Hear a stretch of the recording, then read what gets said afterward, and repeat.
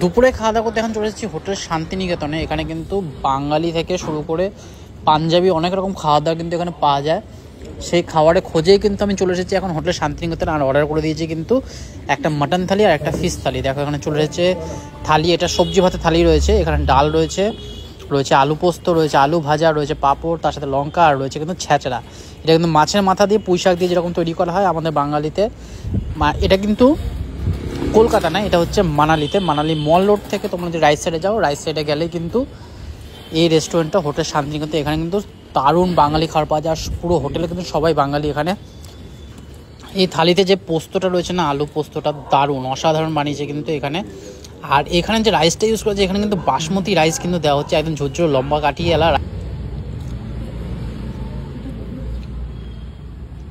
কেমন হয়েছে খেতে?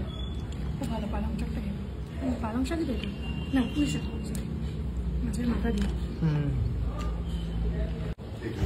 একটা বিষয় এখানকার খুব ভালো, এখানে সব কিছু কিন্তু আনলিমিটেড। এখানে যে আমি যে ছেঁচড়াটা দেখছো পুঁই শাক দিয়ে, যেটা মাছের মাথা দিয়ে করে, এত সুন্দর বাঙালি খাবার যে এত দূরে এসে পাবো হিমাচল প্রদেশের মানালিতে এসে, সত্যি ভাবার বাইরে। আর এত সস্তা। এই যে দেখো আমাদের চলে এসেছে মাছটা নিচ্ছে কিন্তু কাতলা মাছ নিচ্ছে। আর এখানে নিচ্ছে মাটন হচ্ছে 210 টাকা, আর কাতলা মাছ হচ্ছে 150 টাকা, মাত্র 150 টাকায় কিন্তু এত সুন্দর বাঙালি থালি, তাও কি আনলিমিটেড। যত কিছু সবজি নাও, যত কিছু রাইস নাও, আলু পোস্ত নাও, যা ইচ্ছে তাই নাও, সব কিছু আনলিমিটেড, কোনো এক্সট্রা টাকা লাগবে না। খালি এই দোকানগুলোতেই পাওয়া যায়, বাঙালি দোকানগুলোতেই পাওয়া যায়। পরপর পাশাপাশি দুটো দোকান আছে।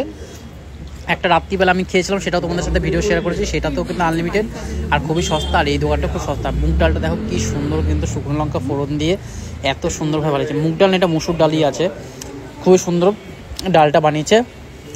আর রাইসটার কোয়ালিটি এখানকার সত্যি দারুণ লাগে, রাইসটার কোয়ালিটি সত্যি অসাধারণ। আর মাছটার পিসের সাইজ যদি তোমাদের একবার দেখো, মাছটার দেখো সাইজটা দেখো, অসাধারণ খাওয়া দাওয়া। আর মাটনটাও দেখো, একটা দিয়েছে নাল্লির পিস আর একটা এমনি পিস দিয়েছে। এটা মানে সিনার পিস আছে, একদম ছোট ছোট পিসগুলো, ছোট বলবো না। সবজি তো আবার পাওয়া যাবে তো? হ্যাঁ, ভাত ডাল সবজি ভাজাটা বাদ। এক্সট্রা টাকা লাগে নাকি এর জন্য? ভাতের আলু না,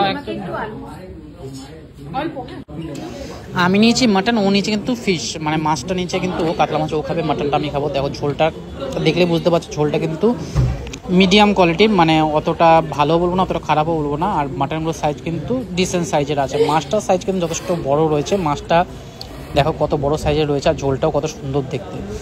একই রকম ঝোলই লাগছে আমার, কারণ কি এরা কিন্তু আলাদা করেই বানায়, কিন্তু মাটন ঝোলটা একটু বেটার হলে ভালো হতো। আমরা কিন্তু এক্সট্রা এখানে আলু পোস্তটা নিয়েছি, আলু পোস্তটা দারুণ লেগেছে, দারুণ।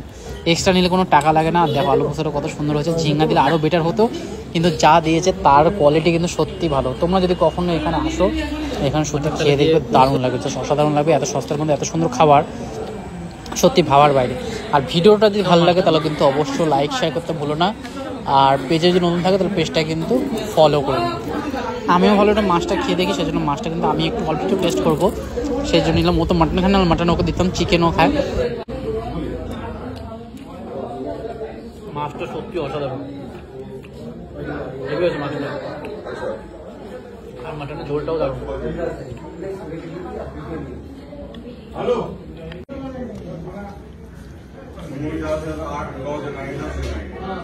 মাটন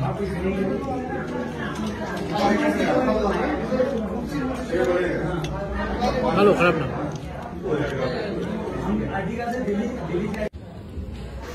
সব খাওয়া দাওয়া প্রায় শেষ, একটাই জাস্ট মাটন পড়ে আছে।